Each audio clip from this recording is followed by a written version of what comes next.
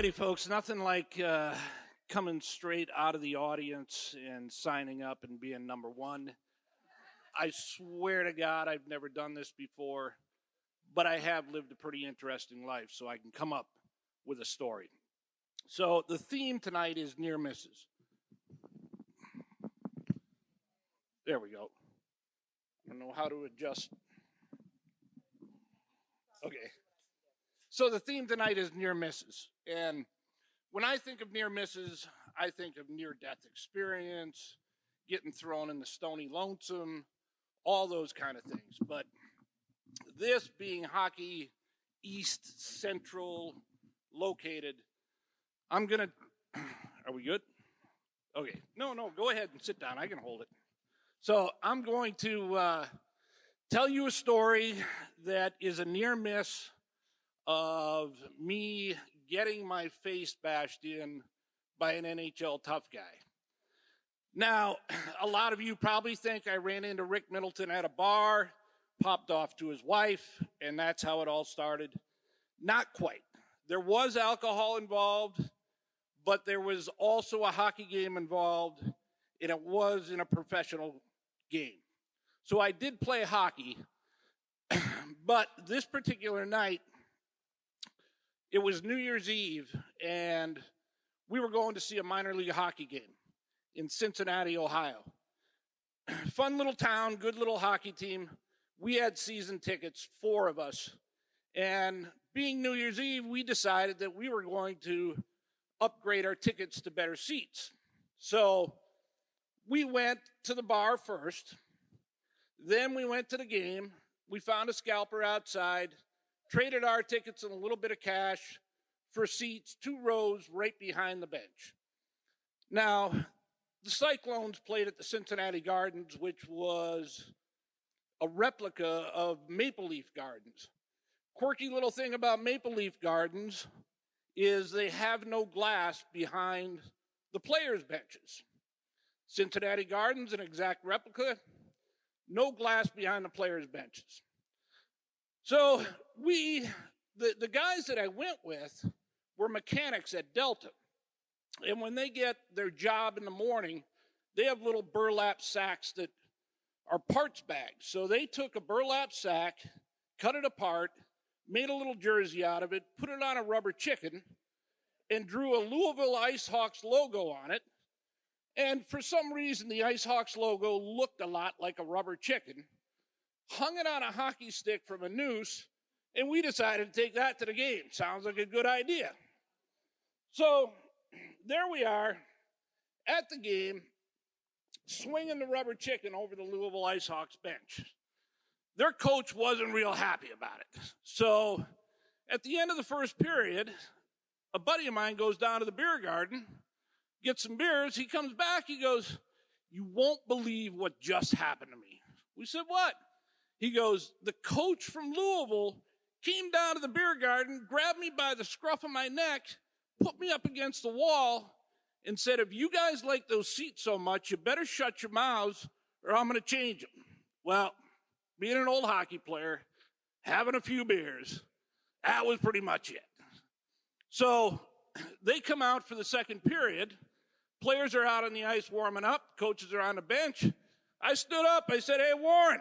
I said, "You want to change something?" I said, "Change this, asshole."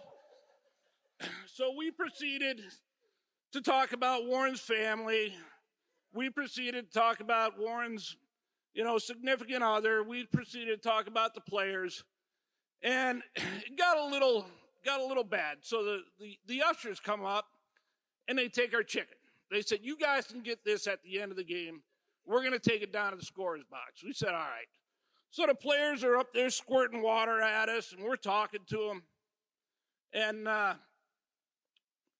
so the game ends. We got to go down and get our chicken. So we go down to the scorer's bench, get our chicken. Now to get to the concourse, we got to walk out the tunnel right next to the locker room. We go walking by the locker room. The door flies open. Here comes Warren Young swinging. I had enough beers in me. I start swinging. The players grab him, throw him in the locker room. The cops grab me, throw me out in the concourse, and off we go. So I go to my men's league next Tuesday night, and I'm sitting in the locker room, and I said, hey, Shaughnessy. I said, what the hell's wrong with your coach? He goes, what do you mean? I said, you play for the Ice Hawks, don't you? He goes, yeah. I said, he started swinging at me. He goes, you were about that close to getting your face pounded in. He goes, do you know who Warren Young is? I said, no. He goes, he skated 300 games in the NHL, has over 1,000 penalty minutes, and he was there for one reason, and that was to protect Mario Lemieux. He goes, he's the toughest son of a bitch I've ever met in my life, and he goes, you were that close from getting your teeth knocked out. That's my story.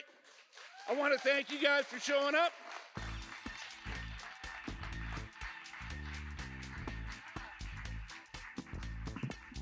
Thank you so much, Mike. Love the story. And now the second, number 2, is not a stranger to StorySlam. I believe he actually won StorySlam once before and is an excellent storyteller here on Cape Cod. I'd like to welcome to the stage James Barnes.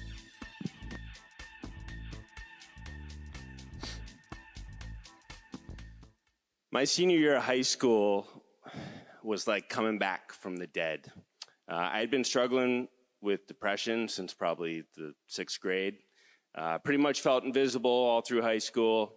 And when I tried to be visible, it all went very, very wrong. Like punch in the face, wrong. Like every time I open my mouth, eat shit, wrong.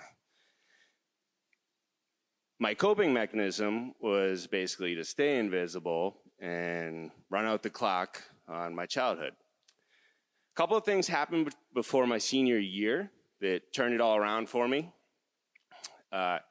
Number 1 was I got a sick 1986 Oldsmobile Cutlass Salon V8 with T-tops. And the second thing was my high school, Nauset, got a football team for the first time. Go Nauset, yeah, Warriors, woo! I loved football, and I decided I was going to play. And I thought I probably had an advantage because I'd played a little bit in middle school outside of the Nauset district, and I knew most of the Nauset kids had not played football. I was a lineman, and the first lineman drill, I decided I was going to make the big announcement that I had arrived. Most of the kids I went up against, I'd say all the kids I went up against in the beginning, were on the receiving end of about 7 years of pent-up frustration and anger. Those kids didn't really stand a chance out there. They were running around for the first time with a helmet on, trying to figure that out, and I was out for vengeance. We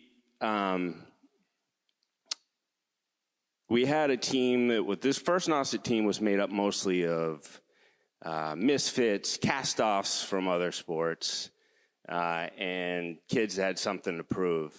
Allegedly, the soccer and basketball coaches had discouraged their players from coming out for football, which eliminated a lot of that classist bullshit that you would normally have to deal with.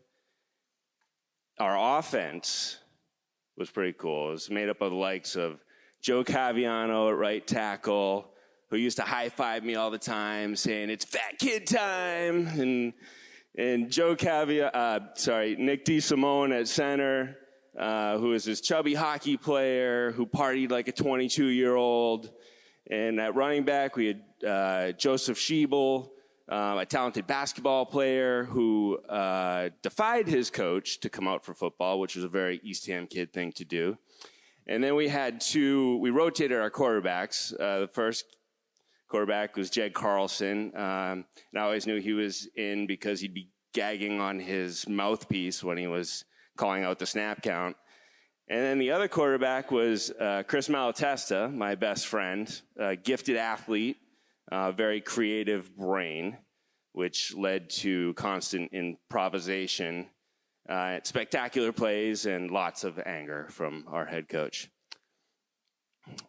That first season consisted of weekly scrimmages with neighboring Cape Tech, beating up on the Vineyard and Nantucket JV teams. And then we had our first varsity game at the end of the season, a thorough 32-6 destruction of Lowell Catholic. We finished 1-0, the only undefeated Nauset football team ever.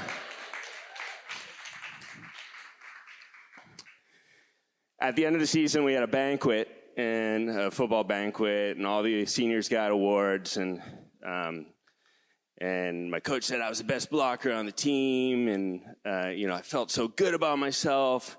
I was really fired up. When I left that banquet, I got in my sick 1986 Oldsmobile Cutlass Salon with T-tops, and I headed home to Northeastham from Wellfleet. It was pouring out. Hello. It was pouring out, and I came up on a car, was really fired up, probably had Nirvana playing on the radio, and I decided I was going to pass this car in the oncoming lane in a pouring rainstorm. The guy next to me slammed on the gas and wouldn't let me back in, and then I looked right in front of me, and this car just came right out of this wall of water. I cut the wheel, closed my eyes, braced for impact. My car spun so many times it felt like I was flying. When I opened my eyes, I was in the woods facing out. I was on the other side of the road in the woods facing out, and I couldn't believe I didn't hit the car or the trees. And I was able to drive out after a lot of moving back and forth in my car. I got home. When I walked in the door at home, everyone was sitting at dinner. I didn't say anything. I sat down. My hands were shaking so bad, I put them under the table so no one could see them. And I just felt so grateful that the clock didn't run out on me that day. Thank you.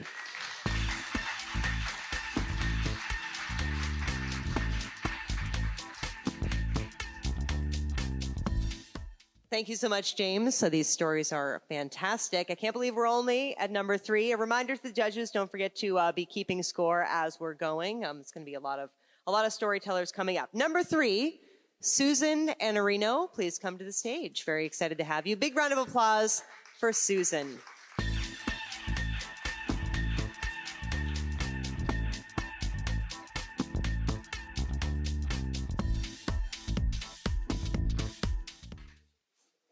My story has a title. It's called, If You Want a Banana, Have a Banana. I'm the type of person that if I do any work at all, I have to reward myself. So if I go to the grocery store, I always bring home a bouquet of flowers. If I go to the dump, I might have to go to lunch. And this one particular sunny day, I had to scrub the kitchen floor. No, I don't want to do that. But I'm going to do it. Now, I have a big salon mirror in my kitchen, so I could kind of view myself scrubbing the kitchen floor. Put on Cyndi Lauper, Girls Just Wanna Have Fun. And I crack myself a Budweiser. So I'm dancing, I'm singing, I'm scrubbing, you know what I'm doing. And my phone rings. I'm like, hello? And it was so loud with Cyndi that I had to go onto my front porch. So on my front porch, and I hear, Mrs. Anarino? I said, yes, this is she. I want you to do me a favor. This is Dr. whatever. You need to drive yourself. No, excuse me, Mom. You need to get someone to drive yourself to the emergency room in the Cape Cod Hospital. I'm like, huh? Because you are either going to have a stroke or a heart attack within the next 20 minutes. I was like, what? I'm like, well, first of all, I'm not going to get anyone I don't ask for help, so I'm just driving myself.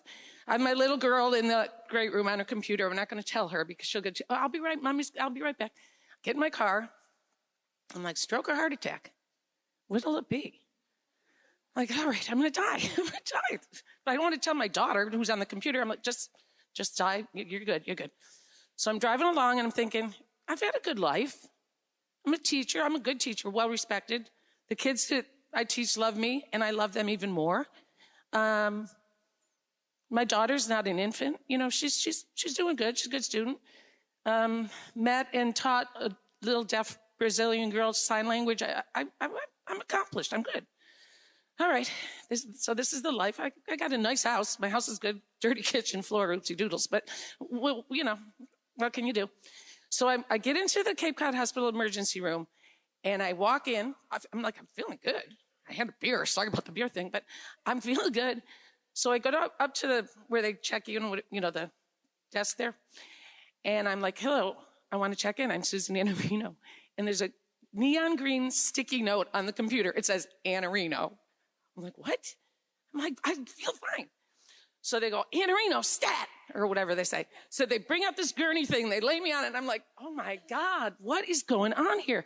Bring me into a room, take off whatever they do. And then they put those little circle sticky things on with the wires, those things. And then I'm like, I'm sorry, I just had a beer. I just one beer. I don't know why I had to tell everyone about the beer thing, but that was what I thought was killing me. I don't know. So that the nurse leaves, then the custodian comes in to empty the garbage, and I'm like, excuse me, sir, I just had a beer. He's like, whatever, I'm emptying the garbage. And I was like, oh my God. I'm like, all right, just relax. How's it gonna feel to die? Is it gonna hurt? Am I just gonna fall asleep? But I don't know what strokes and heart attacks feel like. Oh, I should have called my husband. So I'm like, I got to call my husband, but I don't have a phone. And a nurse comes in and she's like, oh, I'll get you a phone. So she gives me the phone. I call him. I said, Steve, I told him everything that happened. He's like, oh, hon, any other day but Saturday. We are slamming busy here at our business. I'm like, all right, next time I'm going to have a heart attack or a stroke, I'll try to make it on a Monday or Tuesday. So I'm like, all right, okay, all right. So I'm like laying there waiting. What is going to happen? Am I dying? Am I not dying? Is it going to hurt? Is it not going to hurt? Doctor comes in. She says, you're all set. You can go home. I'm like, oh, no, that's not going to happen. That is not how it's going to go. What the hell's going on here? I said, one time when I tried to have a knee surgery, they said, you're low in potassium. You should eat a banana. I said, should I have a banana? I had a beer. I'm sorry about the beer, but should I go home and have a banana? What should I do? She goes, if you want a banana, have a banana. But I think you should go home and have another beer because you are a nervous wreck. Postscript, the night before I had blood drawn and they didn't centrifuge it. So that's what happened. If you're medical, you get that. I don't. But anyway, I live to tell it. If you want a banana, have a banana.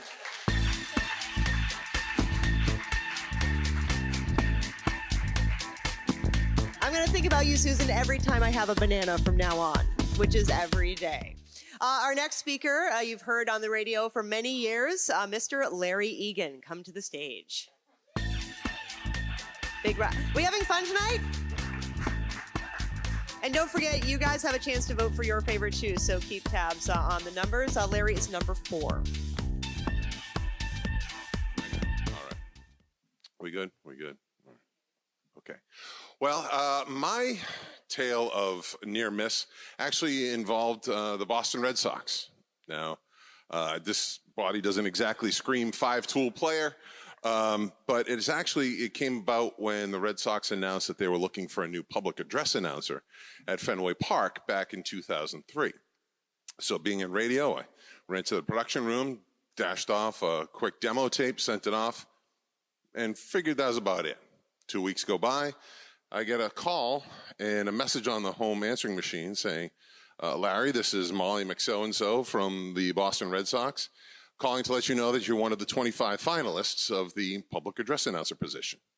Fantastic. Please call us back. We'll schedule a time for you to come up and do a live audition at Fenway Park. So, of course, my immediate thought goes to Sherm Feller, the legendary PA announcer for decades at Fenway Park. Ladies and gentlemen, boys and girls, welcome to Fenway Park. And I'm like, oh, man, to have that position would be fantastic. So I get my time later that week. It was 8 o'clock at night. And, of course, I show up. I park 2 blocks down, and I got 3 minutes to get there. I dash up the street, run up the switchback ramps all the way up to the press box, and I am in near hyperventilation mode when I check in, and they say, oh, okay, come on in, sit down, here's the seat, here's the microphone, press the button when you're ready to speak, release it when you're done, here's the script, good luck. So I'm still trying to catch my breath, and I got to start, and Ladies and gentlemen, boys and girls, welcome to Fenway Park, and then on and on through the script. And they say, great, thank you very much, we'll be in touch. And away I went, and I'm back on the street in 5 minutes. And I said, this is the greatest thing that's ever happened to me, but did it really actually happen? I'm not really sure. It was just so fast. So a week goes by, I don't hear anything, and that was just a one-off fantastic moment. And there's another message on the machine that says, Larry, this is Molly McSo-and-so. Just want to let you know that you're one of the 5 finalists for the public address announcer position. Please come up here at, I don't say Thursday, I don't know what day it was, at noontime for a second round of auditions. So I go up, and now this really cool one-off moment has now become a really, really freaky, really real thing that this could actually happen. Then you start doing the logistics, driving up back and forth to Boston for 10-day homestands. And so, well, I don't know if I can do this. What's going on? It's like, all right, let's cross that bridge when we come to it. So on my way up, my then fiance, now wife, Corey, calls me and says, yeah, well, apparently it's all over the media. And as I'm pulling up to Fenway, I said, I don't see any media. And I turned the corner. I said, oh, yeah, there's channel 4, 5, 7, Nesson, Neckin, channel 56, back when they were a thing. And I said, oh, they're all here. So we go up to the press box, and I get interviewed by channel 4, 5, 7, Nesson, Neckin, and 56. And then they usher me into the seat, sit down, do the spiel again. Now this time, the first time, it was pitch black, couldn't see anything. The grandeur of Fenway Park was not distracting me and stressing me out any more than I needed to be. This time, noontime, I'm looking out over Fenway Park. I'm looking at the infield, the outfield, the wall, everything. And this is the coolest thing ever. So I do my spiel, do my speech, my script that they give me. They usher me out down to the owner's box, and Dr. Charles Steinberg was there, who orchestrated the whole thing, the dog and pony show, which I know is a dog and pony show when he's explaining to me that Carl Bean was getting the job while there were still 2 other contestants left to go. So it was a PR stunt, which is fine. I get it. It was 2 moments of being able to speak on the speaker, the intercom system, the loudspeakers of Fenway Park. It was incredible. And as I'm walking away, I said, you know, that first time, that 8 o'clock at night, I'm walking back down the street, and I said, you know, this would be really cool, but would have been really cool if like somebody was there to hear it, family, friends. And I get a call from my father as I'm walking back to my car, and he says, you sounded great. I said, what are you talking about? And then I realized, well, my father worked for the construction company that did all the renovations at Fenway Park. And that year is when they put in the monster seats. So my father had a key to the joint. My father had a key to Fenway Park, which I still don't understand why I didn't get a copy of that key. But he let himself in, sat on the bleachers, called home to my mother, held the phone up so they could listen to me on the speakers of Fenway Park. So as near misses go, that was kind of a home run for me. Thank you.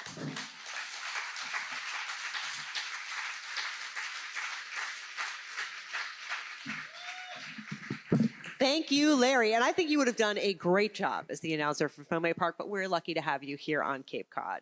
Our next speaker, I got to know a little bit better in January when we traveled together to Washington, D.C. to be part of the Women's March. It was a very exciting event. Probably not the topic of her story today, but I'd like to welcome up to the stage Amy Fleischer.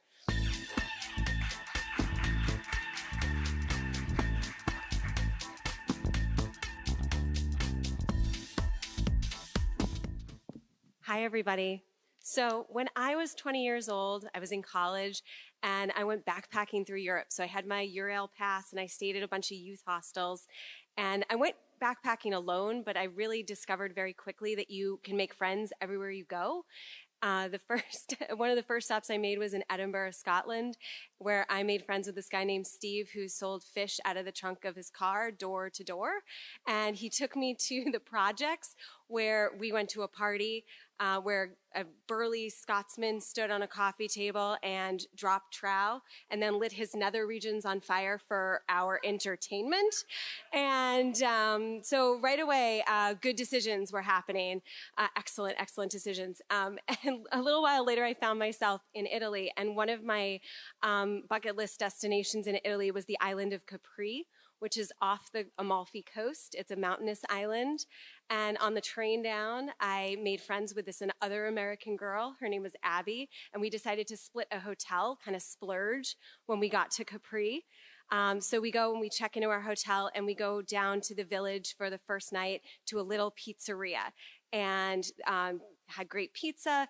The owner's son used to live in New York. He knew some English, brought a bunch of his friends over to the table, lots of wine, lots of pizza. We all decided to go over to a dance club next door, dance into the night, lots more wine. Maybe they were doing a little pot. I don't know. And then it's after midnight, the moon is shining, and these two Italian men say to Abby and I, do you want to go for a ride on our mopeds? Tour of the island? We're like, yeah, this sounds like a great idea. If you've ever been to Capri, it has these roads that are carved into the hillside, so they're actually walled. There's brick on either side, and they're very windy and narrow, so moped is a great way to tour, really fast at night. We didn't have any helmets, and I didn't know their names. So again, really good decisions happening. So I got on the back of his moped, and we're riding around, and great. And all of a sudden, we kind of get to the apex of the island, and the mopeds come to a stop, and we are in an isolated, wooded area.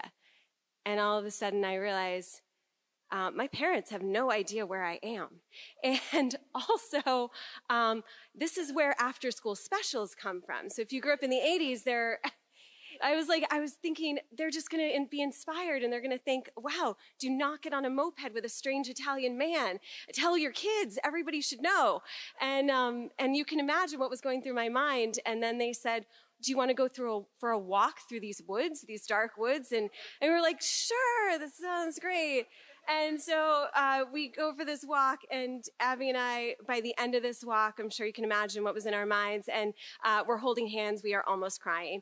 And we get to the edge of a cliff, and we're staying there, and it's sort of like a semicircular cliff, and if you look down, it's like a wall face down to the ocean below, and there is a lighthouse down there, and the lighthouse is rotating its light around, and the guys turn to us and they say, this is your first visit to Capri. We wanted to take you to the only place on the island where birds fly at night. Isn't it beautiful? And so we looked down, and there were birds, and they were soaring on the thermal currents, and there was light reflecting off their wings and off the waves. And then we got back on the mopeds, and they drove us safely back to our hotel. And that is my story about how you missed out on seeing me on the evening news. So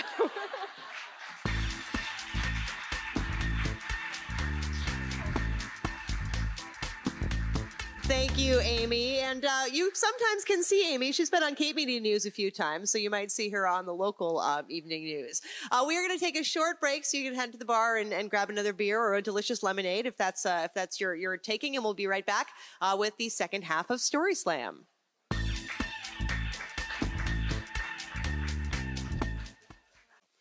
Maura goes to me, hey, honey, do you need anything washed? I go, no, I'm all set, honey, I'm all set. So I found a pair of pants next to the bed. They had been worn once or twice. These are good. I'll put them in the luggage.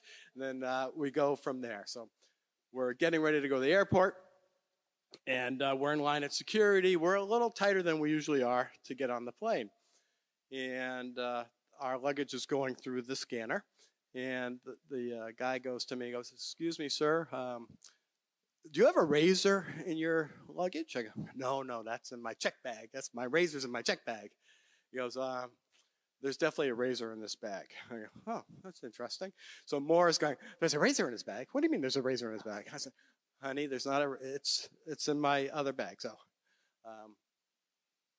they pull me aside, and I go, it can't be in these pants. So all of a sudden he looks up, takes out a pair of pants, the ones I had taken off the floor, and took out a case cutter. Okay, so this is not a good thing. So he goes, yeah, you have a case cutter in your pants. So I go, yeah, I work at a liquor store, and I take out my business card, and the guy goes, Maura, my wife's next to me, going, what are you giving me your business card for? What's that mean? He says, you get a business card. And I go, I'm sorry, honey. I just want to let them know why I have this. I'm not a terrorist. I open boxes for a living. That's what I do. So I have to go off to the side. If you've ever been at the airport, you go off to the side. There's that person of shame off to the side. That's me. I'm standing there. And they go, well, you're going to have to wait for the state police to come. So it was really weird. So we're at Logan, and the gate was right off to the side. I can see my wife. Well, she's really mad at me right now. So she goes, I'm going anyway. I'm going. Who's the car's name? And then she's talking to the poor person, the gate attendant. Now they're starting to load the plane. Seats number 1 through 15, 16 through 14. The whole plane's getting loaded. There's more at the gate, and there's me standing there. And Moore's just talking to the person. I'm going. I don't know what the name is. And who's the hotel? Bill, who's the name of the hotel? Where am I going? Whose car? And I got, I don't know what's going on. So finally, a police officer, the plane's all loaded, and now we're going to be those people on the plane, right? That last person who comes on, oh my gosh, here they are. That good for them. But they all know, right? Because my wife's told them all as they're going on. That's my husband. There he is. He brought a case cutter. So finally, this nice police officer comes. And he strolled. He's an older police officer. He's on his last, I think it might have been his last shift as a state police officer. And he comes over to me and he goes, so you brought a case cutter? Yeah, I do this what I do for a living. Yeah, right, buddy, yeah. Who's that woman over there? That's my wife. Oh, that's your wife. Well, I can see this can go one of two ways. You can go with her or go with me to jail. I went with Moore to Wisconsin. Thank you very much.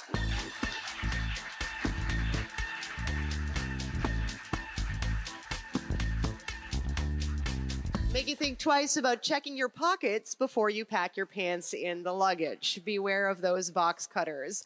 Our next storyteller, number 7, is Caroline Chapin. Caroline, come on up.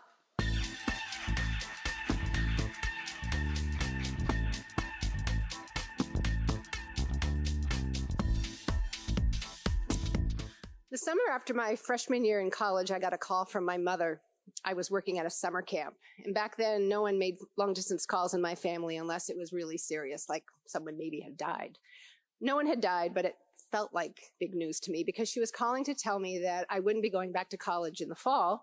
Things weren't going well at home, things with my dad, finances, and not going back to college. And my world was, I'm a college student. So I went into a bit of a panic. What am I going to do? Didn't want to go home. Didn't want to work at home. So what can I do? So one of my older sisters had recently moved to California, to Berkeley. She said, why don't you come out here? You'll live with us. You'll find a job. You'll figure it out. So now I had a place to go. Another sister came to my rescue. She had a friend who was going to college in California and needed someone to drive from the East Coast out there and needed to share the driving. I had a way to get there. So I had a plan. All was not lost. But I was really terrified. I was on the brink of like the most exciting adventure of my life. I had never been east or west of Ohio, but my family was falling apart. So I felt like I was like fleeing the scene, which I really kind of was. So my adventure began. I got to California. The first day I landed in Berkeley, California, and my sister said, leave the apartment, turn right, turn left, Telegraph Avenue, the heart of Berkeley. If any of you, I see nodding heads. It's the Harvard Square of Cambridge, of Berkeley. The 60s were alive and well. There were Moonies. The guys in the orange robes were big then. There were poets. There were street people. There were people inviting me to go to some place called Marin County. What's that? And like join an S group. And it was all terrifying. I was a very timid girl from New Jersey. I was 19. And I wasn't about to get in anyone's car and bare my soul. So when a guy approached me on the street with a clipboard and said, do you want to register to vote? I thought, oh, I can do that. No bearing of souls needed. Registered to vote. So 6 months went by. I got the job. I found a place to live. I was saving my money. I was living on lentil soup. I learned a lot of things that year. Then another phone call came. This time my mother called my sister. The only person I really knew in the state of California was my sister. And she was calling with some news that my father had killed someone. My father had been driving drunk and had killed a pedestrian. And the message was basically, stay where you are. So I thought, okay, just stay where you are. But I really wanted to go back to college. So I realized I could stay in California as a resident and go to college. My family could probably afford that.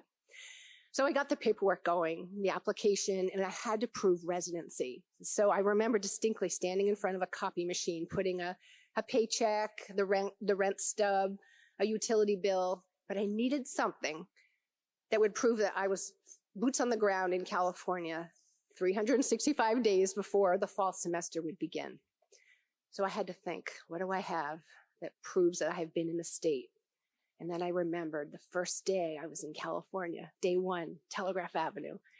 And I reached into my purse, and I can see this clear as day in that little zipper compartment we ladies have in our purses, where all those little things go, the candy wrappers and the little odds and ends and those little bits of paper we never get to throwing out. And I reached in and I found this little folded up piece of paper, and I unwrapped it, and it was the receipt for my voter registration. And there was my name, and there was the date, September 14th, 1974. And college in California at the time began in late September, and I was in. 365 days, I am a resident. Sent off the application. It was a near miss. I felt like, I think I can go to college, and I did. And I had a great education, and I still don't save every little bits of paper. My husband does that. But I register to vote wherever I live, and I vote in every election. Thank you.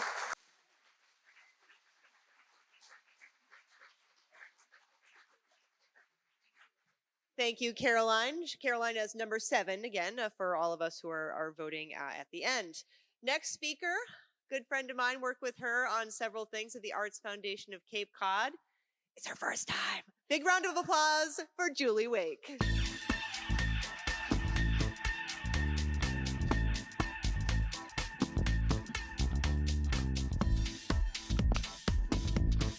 It's my first time, so be gentle.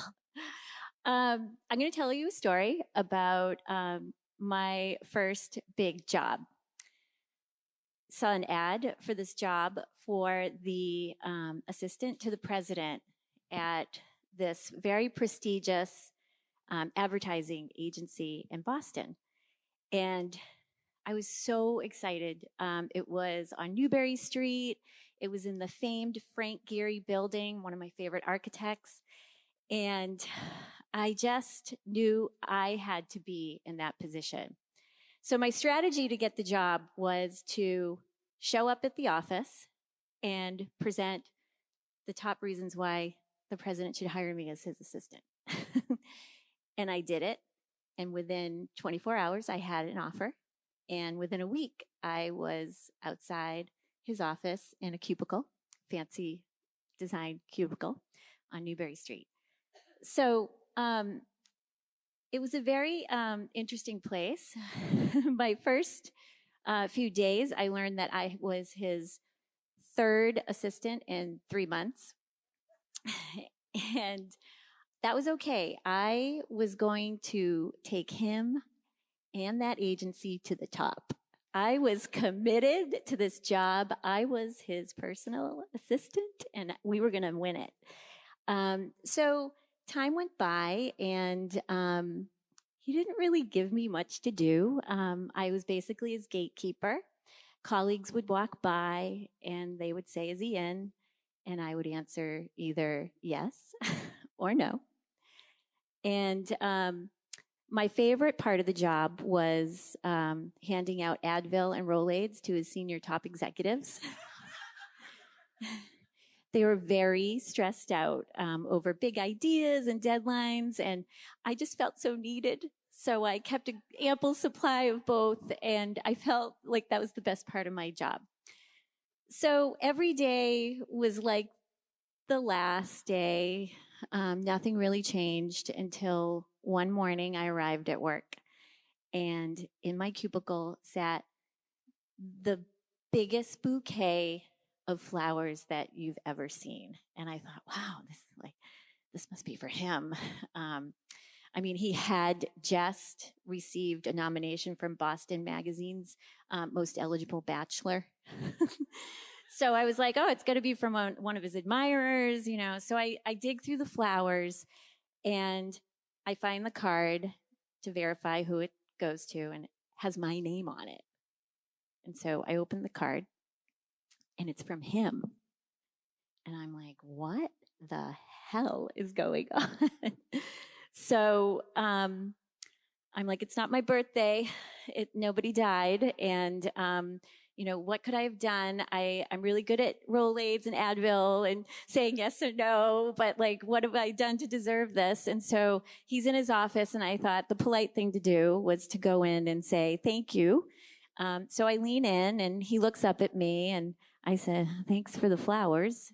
And he looks up at me and makes eye contact, and he says, you're welcome. And so we held an awkward stare for about 3 long seconds, and I back out of the office, and I go back to my cubicle, and I agonize all morning. What do these flowers mean? What have I done to instigate this attention? How are we going to move on from this? And so the morning goes on, and luckily lunchtime comes around, and I sit with this group of graphic designers and junior account executives, and they actually really don't like me. I chat a lot, and so I sit down, and this particular afternoon, I'm not very chatty because I'm agonizing over the flowers. And one of the mean girls at the table notices that I am really quiet today. And so she says to me, hey, what's up with you? Why are you so quiet? And because I'm an oversharer, I couldn't resist. And I said, the boss gave me flowers today, and I'm very confused, and I don't know why he gave me flowers. And without missing a beat, she leans across the table and she says, yeah, because it's Secretary's Day.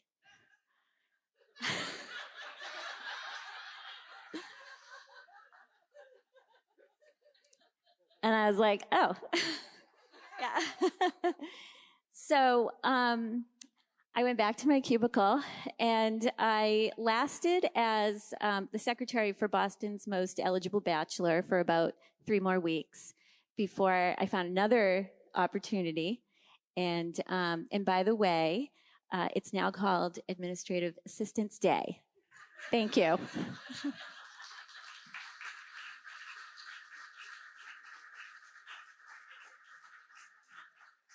I was an administrative assistant for years, Julie, so I understand completely about the confusion about flowers on Secretary's Day.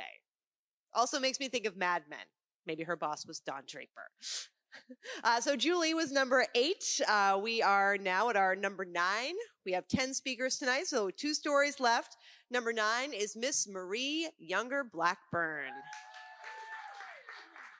Big round of applause for Marie. She does wonderful things for women here on Cape Cod, and she is not a stranger to us here at StorySlam.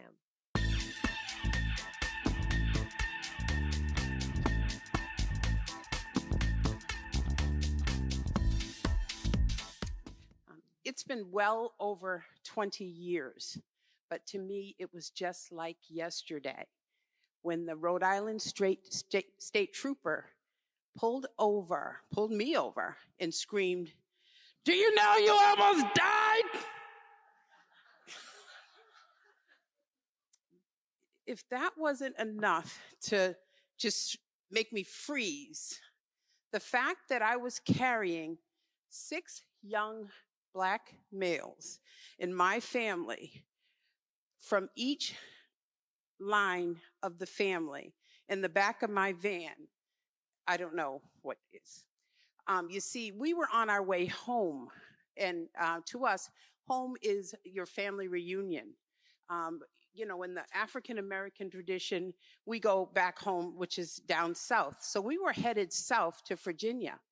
And we were caravanning, all my aunts and uncles and cousins, and the cousins, the male cousins between like the age of 12 and let's say 14, they wanted to ride with me because I was the cool cousin, you know.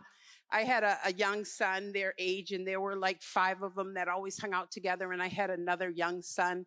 So we got in the car, and about 30 seconds into the ride, we pump up the music, and we're like, woo! You know, we're like rolling and singing, you know, whatever it is, rap music, I don't know. But 30 seconds into the ride, the entire family goes, let's say, left, and I go straight. And I'm like, ooh.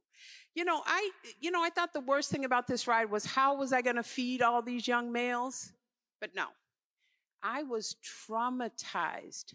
From the minute the cop yelled my name, I was traumatized. You see, we were headed home to my family, where my roots are from. My great-grandmother, Mildred, and her sister, Mamie, married, their last name was Whiting, married 2 brothers, Benjamin and Andrew Belcher. And they married. And then my great-grandmother, Mildred, and grandfather Benjamin had my grandfather, Alfonso, who married my grandmother, Margaret. My grandparents ended up having 12 children, 6 girls and 6 boys. And in that van, I was carrying the hope of the family, right? So 6 males that were part of these 6 boys. And that was a lot of responsibility. You see, my parents came up in the South in 1920s or so. Their parents were, they came up and they were like sharecroppers. My grandfather, Alfonso, he was a proud man. And he raised his 6 sons and 6 daughters in the Columbia Point housing projects, if you guys are familiar with that, in Boston. And there's only one way in and one way out of there, right? So he was a proud man. He was a CPA by profession.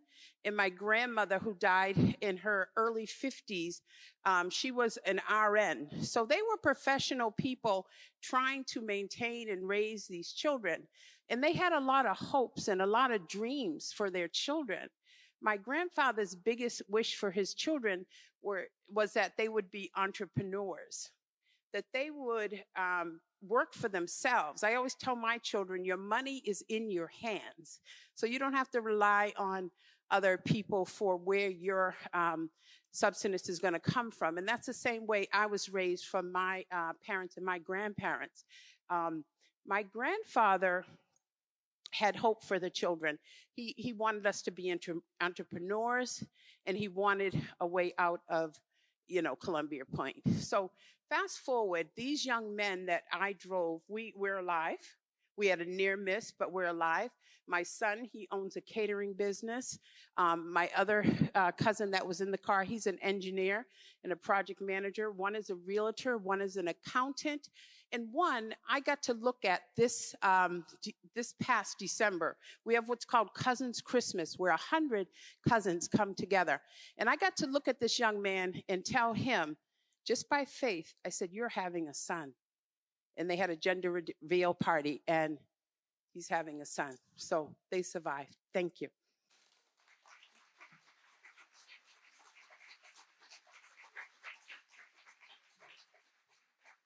Thank you so much, Marie. And Marie is number 9. And after our last story, we will have all the storytellers stand up. We'll read their numbers so you can know who to vote for. Our final speaker, we have come to that tonight. And again, thank you everyone for being here and listening to the folks. Sam Chapin is our last speaker. Come on up, Sam.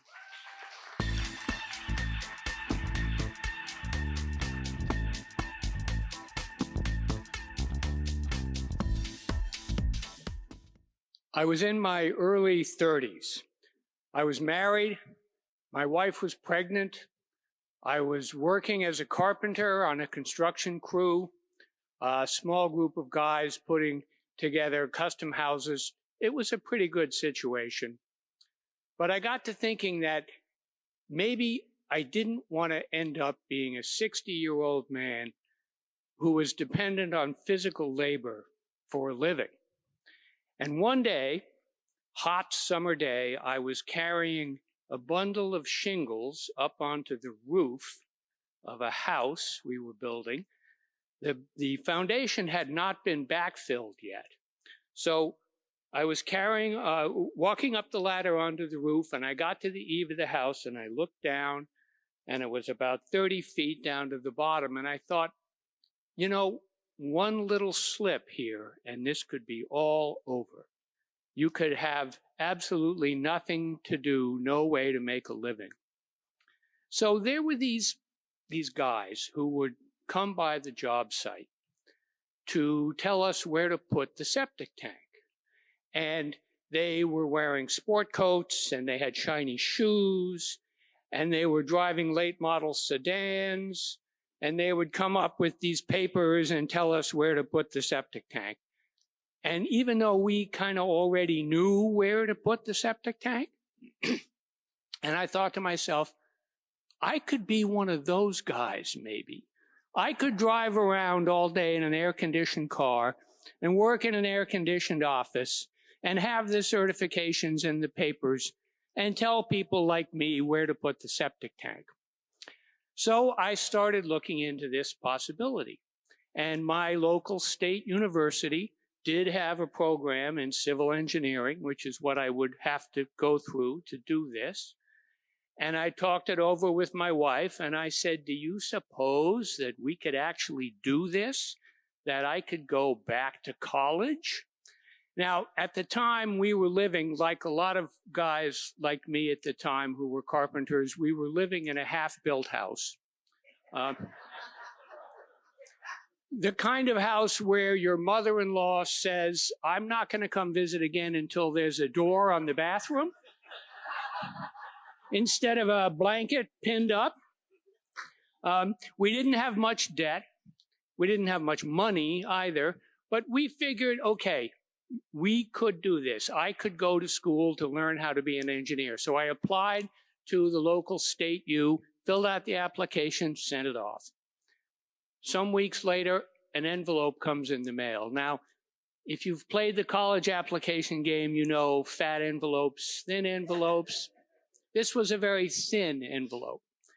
And I opened it up, and it said that we would love to have you come and study philosophy, or we had room in our program to study the German language.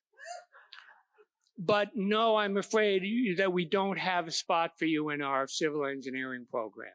And German and philosophy were not going to get me off that roof in any way that I could tell.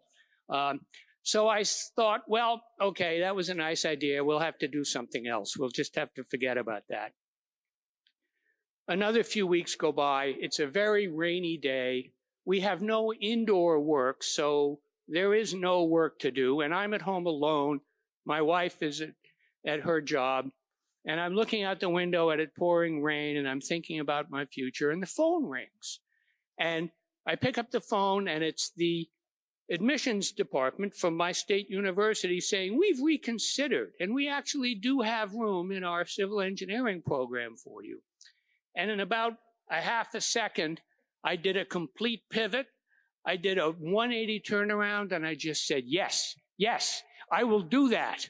And I went that September. I matriculated as a student, and I thought, this is really going to be an experiment because this is a pretty rigorous program. I started my first semester, and I got A's and B's, and I thought, yes, I can actually do this. 3 years later, I graduated. The day after my final exam, last final exam, I started working for a consulting, an engineering consulting firm, and I've been 32 years working in engineering consulting in this area. And that day when the phone rang, that rainy day, that was the close call. That was the near miss. If I hadn't have been home, yeah, they might have written me a letter or something, but that day was the pivot point, and it gave me my career. Thank you.